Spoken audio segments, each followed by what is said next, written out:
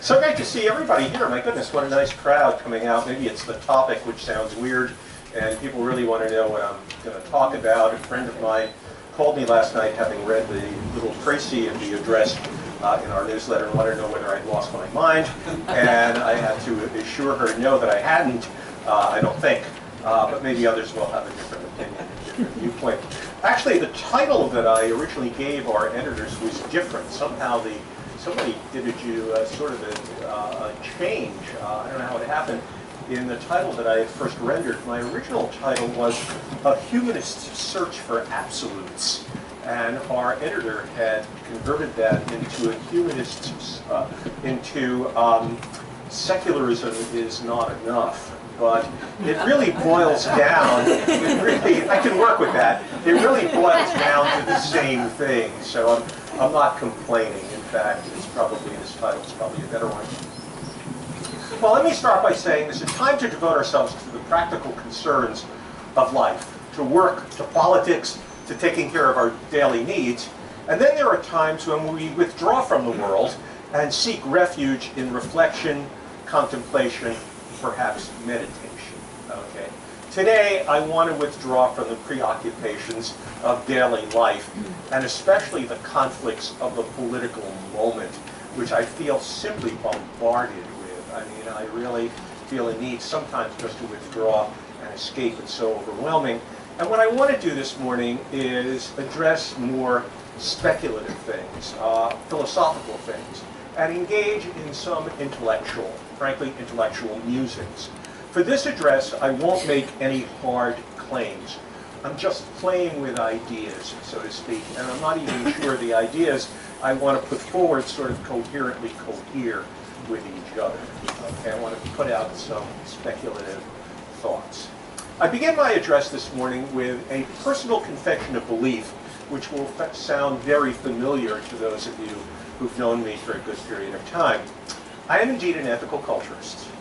As an ethical culturist, I place the highest value on ethical values and try to put them into practice.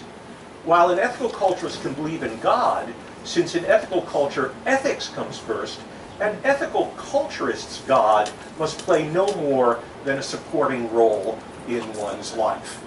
Okay. As it turns out, I personally do not believe in a supreme being. For me, belief, for the most part, needs to be justified by compelling evidence, and I do not see evidence of a divine creator or a divine custodian. In other words, I'm an atheist, okay? But believing that atheism is both a negative idea and alone is a rather thin one. I consider myself a humanist. Humanism, I believe, is both a positive and warm concept and serves me very well as a general orientation by which to guide and live out my life.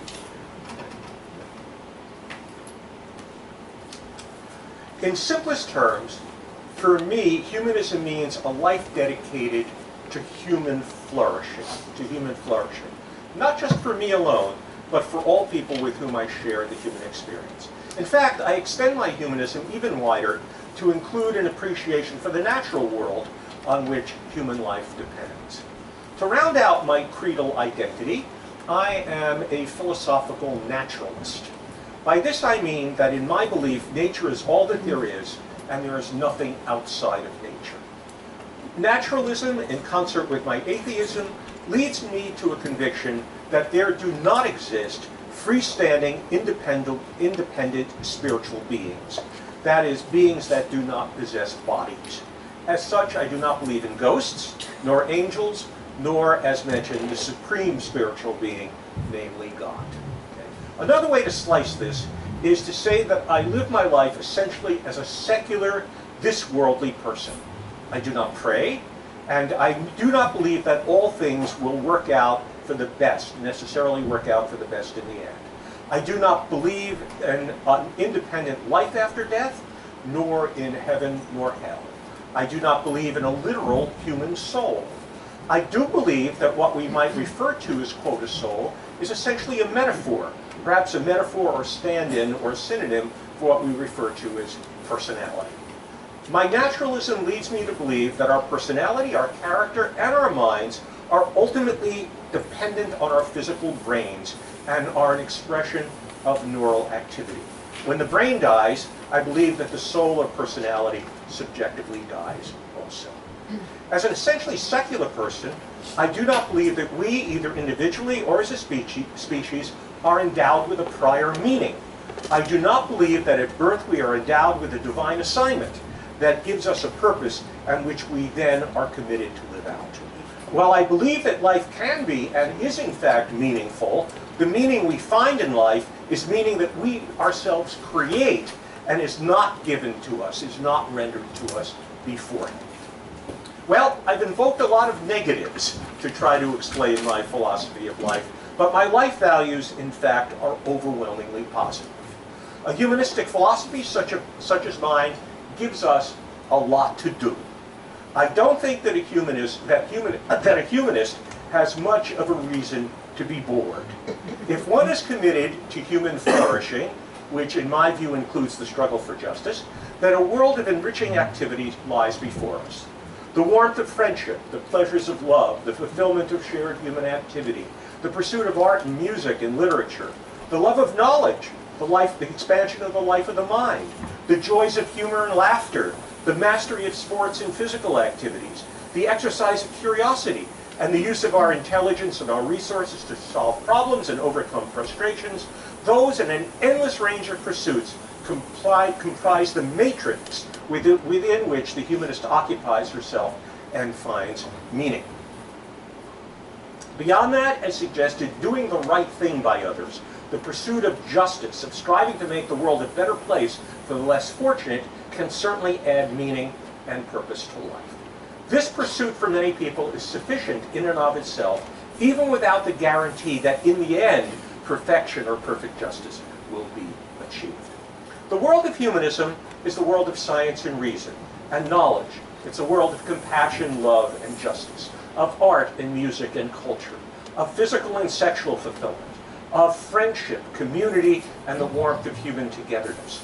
In short, humanism aims at living the good life, what we can again refer to as human flourishing. That is, taking our distinctive potentials and unfolding them, actualizing them to the fullest extent that we can, for me, for you, for everyone. Among what these pursuits have in common is that they do not require otherworldliness. They do not require religion, at least in the traditional sense. In other words, they can take place within a totally secular framework. As noted, these are suppositions I personally hold to, and the framework within which I live my life. I am overall a secular person, and my friends who are traditionally religious recognize me as such. Okay. Yet, despite this confession, I need to admit that I do not find the totally secular view completely satisfying. In other words, I am not quite a secular humanist. I'm uncomfortable identifying myself that way. I find that in order for my philosophy to be completely satisfied, I need to tweak my secular outlook somewhat. I need to build upon it. And I want to use the platform this morning to try to explain why and how. But before I do, I need to emphatically state that it is a strength of ethical culture that we all don't have to believe the same thing. Okay. When Felix Adler created ethical culture in 1876, he was explicit. He explicitly intended it to be a free thought movement.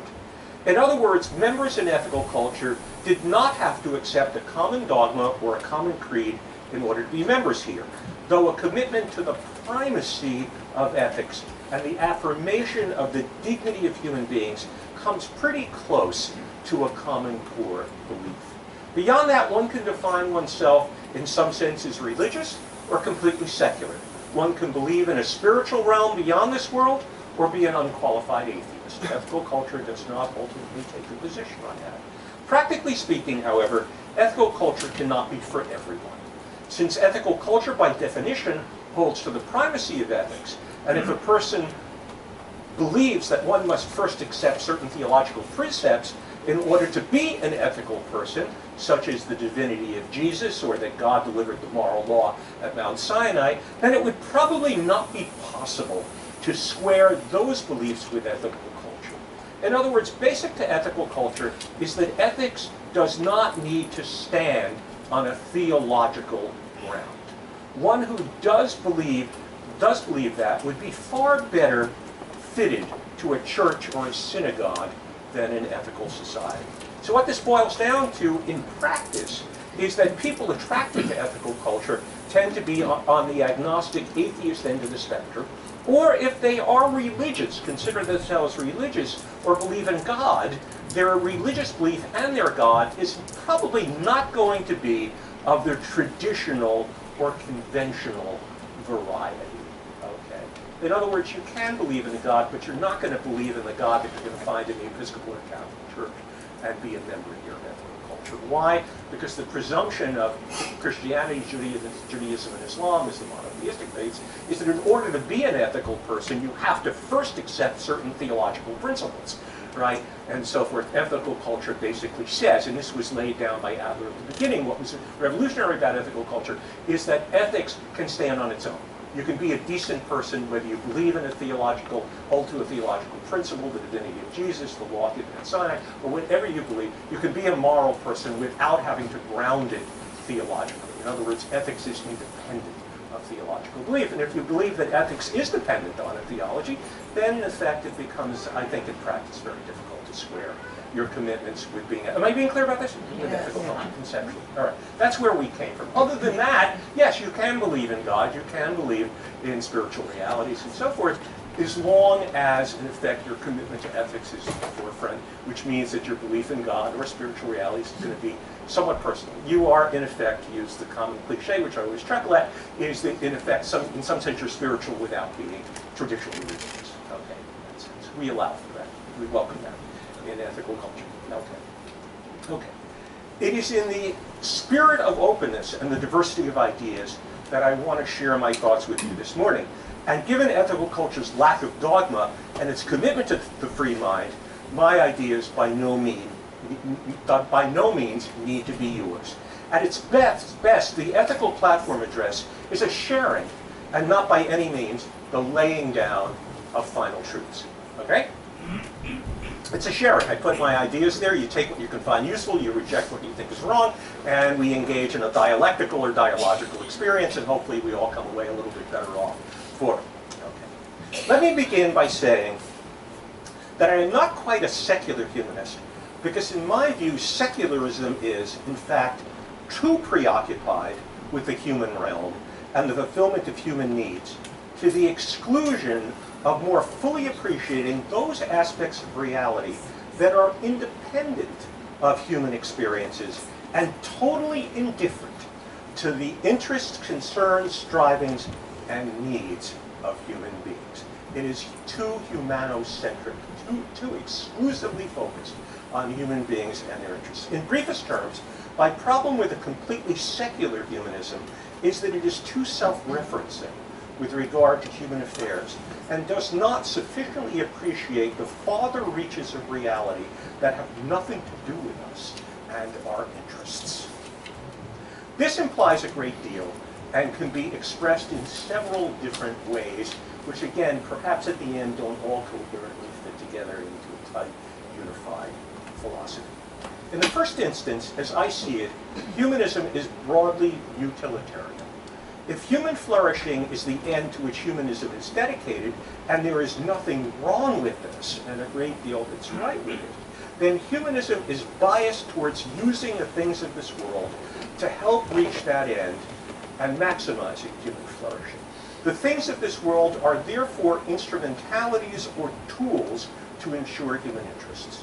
We rearrange and manipulate the natural world and the things in it for our purposes. We also organize the human world, and I can say parenthetically too often oppressively, to fulfill our needs. Okay? It sees basically the world, I think, in instrumental terms. To be technical, there's a great deal of relativism in this. What I mean is that the things of this world and their use are relative to human interests. If something is useful to us and it meets our needs, we value it highly. If it doesn't satisfy it, we evaluate it less so. But I must admit that I personally yearn for more. As a creature of imagination, I seek after something that is not subject to human interests and relative to our evaluations. In other words, there is something in me, maybe not in you, but there is something in me that has a feeling for, a yen for absolutes, for something that exists independent of our needs and stands outside the interests that comprise human flourishing. Now that sounds sort of strange. We live in a world in which all things change. Things come into existence, they age, and then eventually disappear. But in our imagination, it is possible to put forward the idea that perhaps there are aspects of reality that do not change. It is possible to imagine the ultimate, the eternal, the absolute. It is possible to imagine the permanent in the midst of the transient, that which does not change amidst a world of flux. Perhaps it's a place, an idea, where we can anchor ourselves. If this sounds strange, I'm happy to say that I'm not the only person who possesses this sensibility and this yearning. Our founder, Felix Adler, for example, who constantly spoke of changing, changeless ideals, ethical and otherwise, certainly had this sensibility, as did numerous philosophers, from Plato to Spinoza to Kant. And artists, writers, and poets, especially the Romantics, I think have this yearning. We can include some scientists also. No less a luminary than Albert Einstein, despite discovering that time and space are relative, believed that in fact there is an absolute impersonal reason, capital R, reason or order that stands behind the natural world and deterministically structures how reality is put together.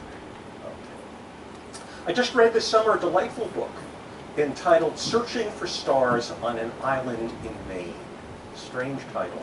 By an Alan Lightman, who is both a highly acclaimed physicist as well as a novelist. Though he is a scientist and a materialist, he believes there's nothing more than matter in the world, the book is devoted to his search for absolutes. That is, for that which does not change in a world in which all things are in flux, and to which as a scientist he devotes his life. And it can be said that what lies in the heart of religion at its best is the search for reality that lies beyond the world of our senses and is ultimate, infinite, and absolute. Admittedly, it is this fascination that I developed in my teenage years that inspired me to do my graduate work in the philosophy of religion. Okay? I have to confess, I'm an atheist. I'm one of those atheists who's fascinated by religion. Okay? I think that religion, the answers that religion gives us in the form of doctrines, okay, and dogmas and creeds are wrong.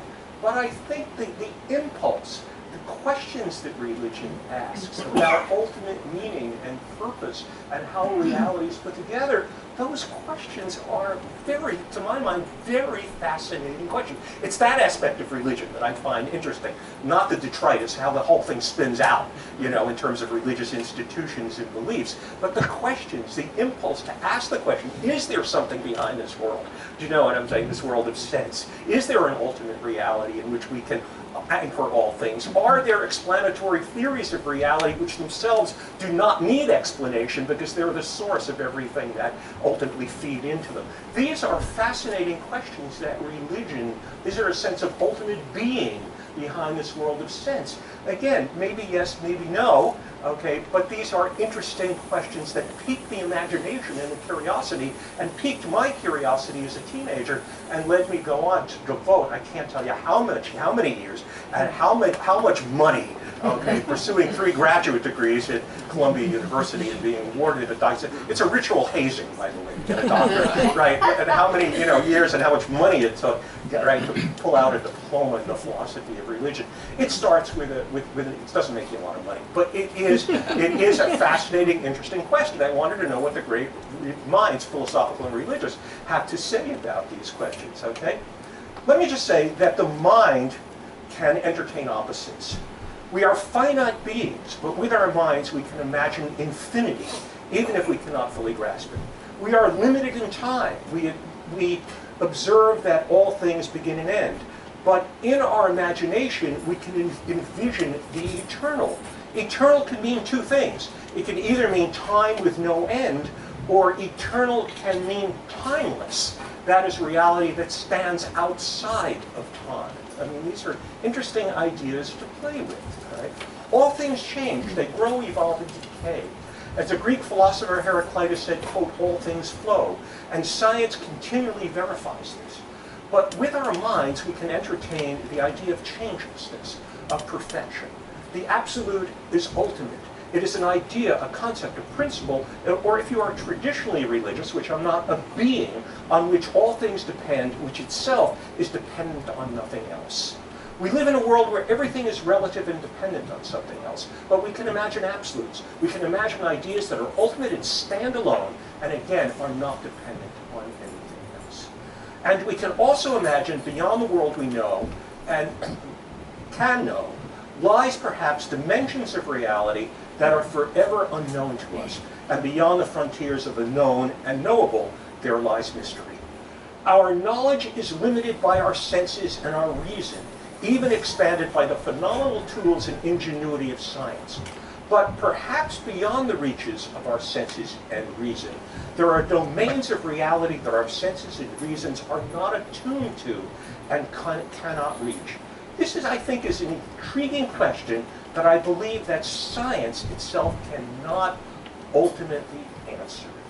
Recognizing this fact, if it's true, does not lead us to the conclusion that other dimensions of reality makes an effective difference to our lives. To my mind, it does not invite us to believe in spirits or ghosts or otherworldly beings. But what it might do is cause us to recognize that there might be limits to what human beings can know by the limits of our equipment, our senses, and our reason.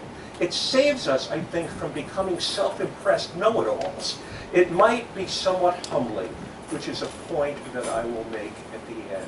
Let me try to give you a simple illustration of what I mean. Imagine, if you will, a thought experiment, that all of human existence for all time took place within the context of a gigantic room. Okay? A room that was enclosed on all sides by 4 walls and a ceiling, and so on. And all of human life for all time was lived out within the context of this space, enclosed space. Well, over time, human beings might get the idea through bumping up against the walls that their existence, the realm of their existence, is limited.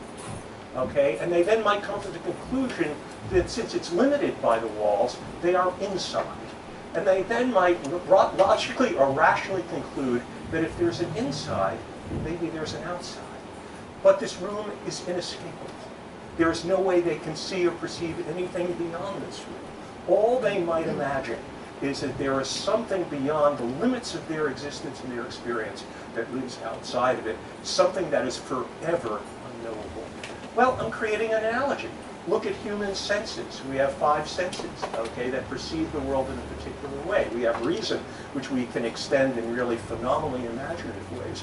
But we as human beings are limited by those abilities, even if we augment them amazingly by the tools of science. We are still limited by the equipment that is part of our epistemological or part of our capacity to know. Maybe, in effect, beyond the reaches of our capacity, there are other domains. There is a reality beyond that which we do not know and can never know because of the way in which we ourselves are limited. These are interesting, I think, philosophical speculations. Right? Again, I'm not making a claim for ghosts or objects from another world that intrude on ours. I think there's no evidence that in effect this is the case. But I'm saying that getting a sense of our limitations implies the notion of limitlessness. Okay, limit implies finitude, implies the infinite in a certain way, and that may at least throw us back on certain sensitivities which I want to play with, including a certain sense of humility about our ultimate capacities to know everything, you know, and so on. And, you know, that's sort of, I'm just putting that out there as something to think about. Notions of eternity, of changelessness, of absence, of mysteries are not something I believe that science can prove or disprove, ultimately. To be technical, they are ideas and notions that are, quote, ultra-scientific without being anti-scientific. As a thinking being with imagination, I am drawn to playing with opposites. Finitude implies infinity. The passage of time implies timelessness and eternity. The relativity of things implies that they that implies things that are not relative or dependent on other things, but absolute. Beyond reality, this perceived by human senses and tamed by knowledge lies perhaps the unknown, and even beyond that, the unknowable. I think we can speculate about that. You know, there are some people who believe that with time, everything that can be known will be known, but I'm saying maybe not. Maybe there are limits as to what we can know, no matter how we expand the territory. Push back the darkness with light, the light of science and reason. Perhaps there are nevertheless limits that are built in to the type of creatures we are and our limitations. Well, I'm not the only person to say this. No less of a luminary than Albert Einstein had exactly this sort of sensibility. By the way, Albert Einstein knew and loved the ethical culture movement. When he was banging out the theory of relativity as a patent clerk, I think it was at Basel, Switzerland, there was in effect, and we were an international movement before World War I, there was in effect an ethical culture society in Basel. And he used to go there, right? I mean, he could have been sitting there listening to me discourse, right, about this stuff, as a young man. He knew ethical culture, and on his 75th anniversary, sent the New York Society a beautiful letter, which he concludes by saying, without ethical culture, small e, small c, without ethical culture, there can be no salvation for humankind. Okay, a nice compliment. Okay, wish that everybody knew that, right? I mean, we have 1 million people in this room, right? Okay. Anyway, Einstein said the following. This is a famous quote. Now remember, Albert Einstein had absolutely no regard. In fact, he was condemnatory of supernatural religion. He thought beliefs in an afterlife and a God, you know, and so on, who intervenes in human affairs. He thought that was childish and nonsensical. He was clearly as militant as any militant atheist could be, and yet that he was not devoid of what he felt were deeply religious or spiritual sensibilities. Okay, and he expressed it in the following way. Okay, he says, "If I can take a leap, I would venture a guess that the tension between these two ways of perceiving reality that is..." Oh, excuse me, this is me speaking. I'm sorry. Let me... that really gets it right. Okay, I just quoted that. Okay, this is a lead-in to what Einstein... I don't take credit for that, right?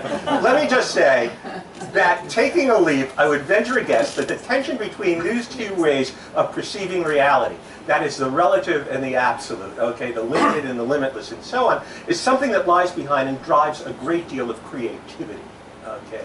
It is something felt, I think, by poets and artists, and certainly people who have a sense of what we might call the spiritual, and even in some cases, and this leads into Albert Einstein, visionary scientists. Now, Einstein did say, quote, "The most beautiful thing we can experience is the mysterious. It is the source of all true art and science." Now that's a big claim. A sense of the mysterious, okay, is indeed the source of all true art and science. He to whom the emotion is a stranger, who can no longer pause to wonder and stand wrapped in awe, is as good as dead. His eyes are closed. The insight into the mystery of life, coupled though it be with fear, has also given rise to religion. To know what is impenetrable to us, impenetrable, get that word, to us, really exists, manifesting itself as the highest wisdom and the most radiant beauty, which our dull faculties can comprehend only in the most primitive forms. This knowledge, this feeling, is at the center of true religiousness. In this sense, and in this sense only, I belong to the rank of devoutly religious men. Okay, interesting quote. I don't know. What you have to do is get a sense of the feeling, the sensibility that Einstein is trying to express. No supernaturalism here. Nothing that contradicts science, but it's a recognition, I think, of the limitations of our knowledge, including our capacity to know, that gives rise to mystery. And from his point of view, the fact that there are unknowables is a wellspring for scientific curiosity to push it further, and also for artistic creativity. This is the claim that he's making, and it's sort of close to what I'm trying to get at this morning.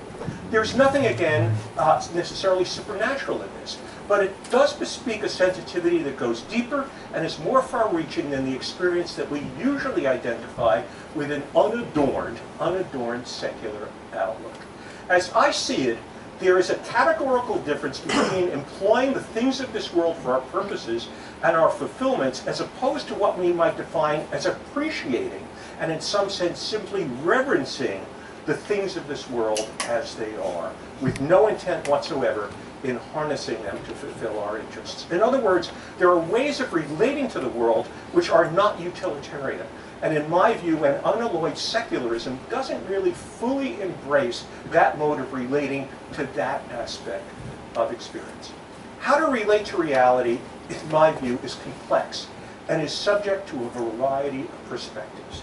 As a conscious being, I experience the world through my thought, but I am also a creature, again, with imagination, feeling, and what we might call intuition. And all of these things come into play as I engage the world. I have long been fascinated by the fact that we can interpret and understand reality and the things in it in a multi-layered or multi-tiered way. What we see on the surface of things is not all that there is. Let me provide an example of what I mean from the world of philosophy, okay? And I sort of beg your patience here a little bit. This philosophy 101, when it goes back to the Greeks, okay? The ancient philosopher Aristotle put forward the idea that we can analyze the objects in the world in 4 different ways and in 4 different perspectives. He referred to these 4 ways as causes, which he identified as 4. Namely, there is, and I'll explain this, an efficient cause, a material cause, a final cause, and a formal cause. Okay, this sounds, I'm not here to, confuse you. It's very simple. Okay, let me give you an example. Let us submit this lectern to an Aristotelian analysis. Okay? This is a philosophy class. We're going to submit this lectern to an Aristotelian, we can discover the lectern's efficient cause by answering the question, how did it come into being? Okay, how did it come into being? That's the efficient. That is, in other words, what are the things that actually caused it to be created? How did it come into being? Okay?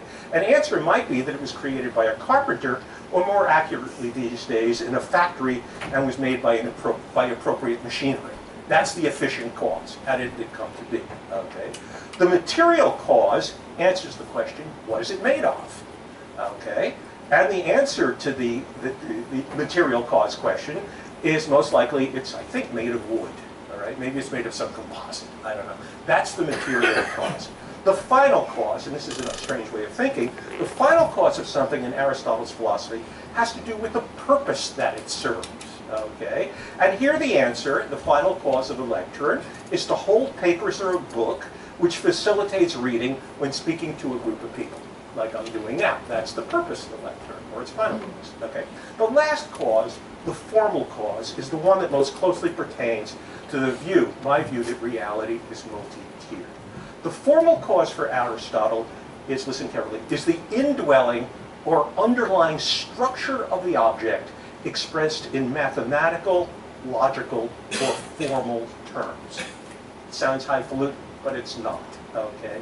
In other words, it is the blueprint, so to speak, which describes how the lectern is put together. If we had a sketch on a piece of paper with a pencil, okay, of the lectern that identified its length, its width, its height, perhaps it scientifically expressed a chemical analysis of all its components, all properly organized, we might come away with a total explanation and understanding of what the lectern is in strictly formal terms. Now, I don't know if I'm being clear about that, okay? Perhaps music provides a more familiar example. I tried, and I'm still at it, although I've taken a hiatus, to learn to play the cello. All right? And I have to thank, she's not here this morning, Laura Mausner, who has been a saint, let me tell you, my music teacher. It was my first introduction to reading, how to learn how to read music, which is like learning a foreign language. It's a form of notation, right? And I find it absolutely fascinating. And those people, I mean, it's usually said, it's a cliche, that there's a kissing relationship between music and mathematics. And I can sort of understand why that's the case. The music we hear played by an instrument can in fact be analyzed, so I learn, into notes of particular lengths which can be described essentially in an arithmetic notation.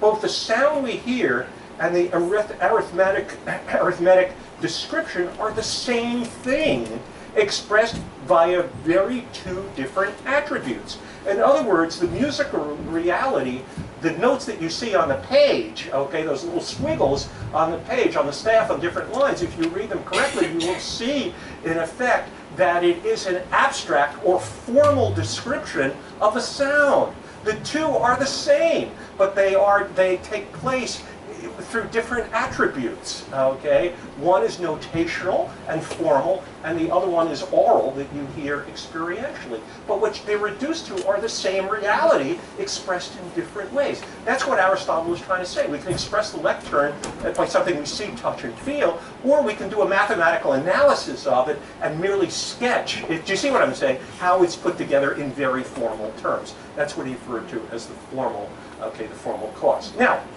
when it comes to the visual arts, we see the painting on the surface, okay?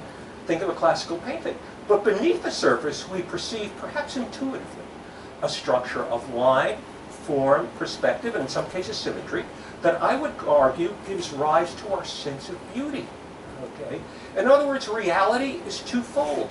There is the surface of things, which we perceive through our senses, and there are the dimensions that lie within or beyond, which transcends the surface, which we embrace with our imagination, our intuition. Okay? In other words, there's a surface and there's something that lies underneath it. Okay? A deeper reality, a deeper structure. That's the point that I'm trying to get at. And it's that two-tiered or multi-tiered aspect of reality that tweaks, frankly, my fascination, my interest, my curiosity. I find that aspect of reality simply engaging and fascinating, you know, uplifting. When it comes to the natural world, this is much clearer to all of us. There is what lies on the surface, which we manipulate and use for our own purposes and designs. And then there are the laws of nature that lie behind natural phenomena that serve as nature's blueprint and reveal to us as to how nature is organized. That's why we have physics and chemistry and so on, to dig deeper behind the surface and find out, you know, discover those laws that lie beneath. It is this underlying dimension in things that I find fascinating and often inspiring. I need to be clear. If I were Plato or even Felix Adler, I would believe that there literally exists a transcendent dimension made of its own separate substance that lies behind the world we are perceiving with our senses, just as a believing Christian might contend that the soul is something radically different from the body. This is not my position. I remain in this world.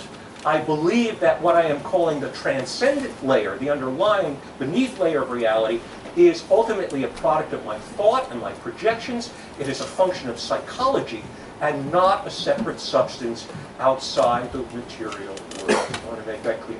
But putting forward what I am, I do believe it adds a layer of enrichment to the human experience which an unembellished secularism, in my view, does not provide. To my mind, an unalloyed secularism seems, at least to me, one-dimensional and somewhat flat in its interest, again, of creating a world in which we flourish, our needs and interests are fulfilled. While it may seem like a stretch, and here it's a bit of a stretch, when I perceive the structure and form behind the painting, or the indwelling harmony that make a musical piece pleasingly coherent, when I grasp the laws of nature, or the beauty of a mathematical equation, I feel that I am in touch with something that is timeless, and in that sense, absolute. It is not an instrumentality, but an end in itself. And such experience moves me to a stance not of use or exploitation, but of edification, fascination, appreciation, perhaps even reverence. This take on reality suggests that buried even within the most mundane of things, there is a hint of something grander, something universal and absolute. You know, there's a Hindu meditation where you can take a grain of rice, and from the grain of rice spin a meditation by which you can create the entire universe out of, you see, if you develop it, and so on. And indeed, we have that in the Western experience. The Romantic poet, mystic poet, William Blake, had this beautiful ditty, which some of you are probably familiar with, and I always find a source of fascination and uplift. It's truly mystical, okay, in a way, but it doesn't involve supernaturalism. He says, to see a world in a grain of sand and heaven in a wildflower, hold infinity in the palm of your hand and eternity in an hour. Okay, that's a beautiful refrain by William Blake, okay, a Western poet of the late 18th century, British. In other words, the microcosmic, by implication, holds within it and is a mirror of the macrocosmic. We can move from the realm of the mundane to the realm of grandeur. The world we inhabit is a human world, a world of human preoccupations. We live our lives getting and spending, resolving our problems, assessing our powers, coping with our fears, worrying about this and that, seeking moments of success, love, and joy. Yet stretching out beyond this tiny planet and our daily preoccupations is an infinite universe which is totally indifferent to our concerns. When I was a small child, I was intrigued by astronomy, and I still am. I remember being in the country and looking up at the stars before there was a lot of light pollution, okay? Thousands of them shining brilliantly on clear moonless nights and trying to grasp the unimaginable distances that separate us from them. When you think of this extract, I'm still amazed in terms of the laws of physics. The brightest summer star is Vega, okay, which is 26 light years away, more or less. A light year is 6 trillion miles. Do the arithmetic. How far that is. And that's one of the closer stars. We have stars that we can see that are hundreds or thousands of light years away. It's amazing to me that the luminosity of those stars is so great that we can actually see them across the incredible expanse of space. That is amazing. You know, there was one poet, I forget who it was, who said if the stars were to appear once every 1,000 years, human beings would talk about them for endless centuries. Do you know what I'm saying? I mean, it really is quite a wondrous thing that we can apprehend, you know, just with our meager resources, our eyes from this tiny planet, this little corner of one little galaxy, can really perceive these immense distances that we contemplate. It really is, I think, literally speaking, if I were 8 years old, I'd say it's awesome. But it is awesome. You know, I mean, it really is, in effect, mind-boggling. Okay, I truly find it uplifting, in effect, to take it one step further, that we are, in fact, part of it all. The feeling that we are connected to the encompassing cosmos, that we are part of the fabric of a wider, indeed infinite reality, is what we can legitimately refer to as a mystical experience, again, but without the supernatural, you know, add-ons. If there's such a thing as a secular spirituality, this sense of connection with something larger of which we are a part is certainly it, in my view. Beyond that, to contemplate that ultimately we ourselves, the atoms and molecules that comprise us, were gestated in the stars in uncountable eons past is confirmatory evidence of that cosmic connection. As Carl Sagan used to like to say, we are star stuff. The molecules and atoms that constitute our bodies were born in the midst of stars. Okay, we are part of that reality. And to try to get some sense of that is truly, I think, an extraordinary illumination. And even further, the realization, this is so beautiful, that the realization that we, as children of nature, with our consciousness, are nature becoming aware of itself, I find truly an intriguing thought. Okay, we are like the little windows of nature that can, or mirrors, I should say, that reflect back on nature itself. Nature created us, but we can actually be. We are nature becoming conscious of itself, which I think is just really a mind-boggling realization. Okay, but at the same time, and I'll bring this to a close, the cold reality is that nature, which is not ourselves, is totally indifferent to our concerns. In contemplating its vastness, its indifference to our yearnings, our interests, our dreams, our suffering, and our fate, this can lead us perhaps to become depressed at our insignificance in the scheme of things. It was a realization in their impotence before the forces of nature, which seemed unpredictable and all-powerful, that led our ancient ancestors to feelings of fear and terror. But we moderns who, through scientific knowledge, have carved out some knowledge of the natural world and feel more secure in it, may be led to different sensibilities. Contemplating the reality that nature and the universe exist in isolation from our concerns and interests, that they care not at all about us, might inspire us with an appreciation, in fact, of its majesty and grandeur. It might inspire us with feelings of awe and wonder and mystery as we stand before the timeless and the infinite. In its austerity, we might be moved to feelings of the sublime.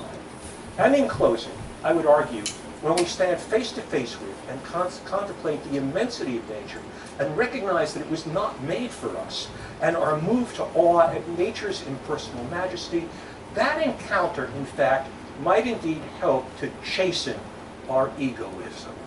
It may humble us and diminish our sense of self-importance. As Ralph Waldo Emerson writes in his essay called Nature, he's ambling through the woods. These New England guys always spend a lot of time walking in the woods. He says, quote, "Standing on the bare ground, my head bathed by the blithe air, and uplifted into infinite space, all mean egoism vanishes." End quote. And in feeling that humility, it might indeed inspire us to turn away from our own self-seeking and dedicate ourselves more forthrightly to the welfare of others. There are some psychological studies, and Abraham Maslow did this in the 1960s with peak experiences. There are some psychological studies that people who have had experiences of wonder and awe do become somewhat more altruistic in their relationship to others. There are paradoxes in the human experience, and this may be one of them. The contemplation of nature, which is impersonal and does not care for us, by placing us in touch with the sublime, may paradoxically expand our own sense of caring for those who are not ourselves, whom we can care about, for our fellow human beings, for other living things, and ultimately to care for the natural world itself. We can become better stewards of our natural environment. And here I want to be very personal with you. For the last several years, especially since my beloved wife died, I've picked up her interest in plants and flowers and taken them even further. I've become fascinated. I have a garden, and I love to, every summer every spring expand my repertoire of flowers and plants and so on and so forth. And I have become intrigued by them. I now read books on plants and flowers, and I am absolutely amazed at their natural history. Okay, they're being a product of natural selection and its pressures. I'm amazed. I've read books on trees, and this amazes me. It really, you'll never walk through the forest the same way again. And this is hard science. This is not airy-fairy sort of crazy New Age speculation stuff. That trees, they've discovered in the last 30 years, there are species of trees that in some sense communicate with each other. Now, what I mean is that they don't whisper, in French in the middle of the night to each other and have secret conversations. What I mean is that there are species of trees that live in groves, right? And when one of them is attacked by a predatory insect, there's a chemical reaction, okay? It's all impersonal. There's no thought going into this. There's no mind or wish or will. There is, in effect, a chemical reaction that produces a plume of chemicals to protect the plant. And if it's in a grove, what will happen is those chemicals will waft over to other trees and stimulate their creation of this protective agent against the parasitic invasion of these insects. So in a certain sense, these trees, it sounds anthropocentric, but it is true in a certain sense these trees are communicating with each other, not through language, but through, in effect, chemical reactions, right? And they are, in some sense, social in that regard. There is a relationship between the trees in terms of collective protection against invading predators. I find that absolutely, just one example, absolutely extraordinary. And this has been verified, and they're finding more and more species that have this capacity, in effect, to engage in this. Now, I'm not making the claim like the book in the 1970s, Secret Life of Plants, where plants are sensate and they're conscious and they have feelings. And I'm not making that claim. Their reactions are, sublimely impersonal and so on and so forth, and they're based not on neurological activity, but on chemical reactions and so on and so forth, and tactile reactions. I mean, I could go on to this. A beautiful little book I read on plants, and it describes, I won't describe it now, but think about it, how a Venus flytrap, which intrigues children, I used to have them as a child, how in the world does the plant actually sense that an insect is on its pods, right, and is touching its cilia, and then with phenomenal speed closes. It doesn't have musculature, and it doesn't have a nervous system. how in the world does the plant do that? Okay, well, studies have indicated it's a combination of electrical forces and the very quick evacuation of fluid from cells that are designed to release their fluids that cause the closing of the... It's really quite an amazing thing. So that the point I'm making is it's passive intelligence, but I find that the indwelling intelligence of nature, as revealed now through plants and animals, is a source of fascination, and I've got to tell you, it causes me to care more about them. When my flowers don't look so good, I get worried, you know? Now, again, I've got to be clear. The flower, the plant doesn't give a hoot for me. It doesn't care for me, but I care for it. And it, in effect, is this fascination, you see, with it, its complexity and so on, that drives that fascination and that interest. The ability to experience awe and wonder, I think, can indeed broaden our humanity. And that is part of my point this morning. I end my talk with an insight that makes this point from my favorite philosopher, 17th century rationalist Baruch Spinoza. Spinoza, in the 17th century, 200 years of his time, the head of his time, identified God with nature. Okay? That was a heresy that got him in trouble with the rabbis in Amsterdam, and Christians wouldn't look at him for hundreds of years. I mean, it was a heretical thought that God and impersonal nature were the same thing. Brilliant. And he uses medieval logic to come to very modern conclusions. Absolutely, he was a genius, okay? Okay. Therefore, for Spinoza, God, which is nature, is sublimely impersonal. God doesn't care about us. He has no will or wish or foresight, okay? He doesn't care. God is impersonal nature. And for Spinoza, the highest form of human happiness is to get to know God and to love God. And since God is nature, we get to know God through increasing our knowledge of the natural world, through the application of science and reason and understanding how nature is organized. And then Spinoza concludes with the sublime thought. Again, since God is identified with impersonal nature, and the highest form of happiness is to get to know the natural world in the complexity of its organization and its deterministic structure, as Spinoza saw it, he states, quote, "Those who love God cannot expect that God will love them in return." Okay? Makes perfect sense if God is nature, right? In other words, the contemplation and admiration of nature leads us to a position of elevated selflessness. It's an ethical goal which is perhaps ultimately impossible for us to reach. But if we take ethics seriously, I think it's certainly worth thinking about when we contemplate the type of person that we want to be. That's it.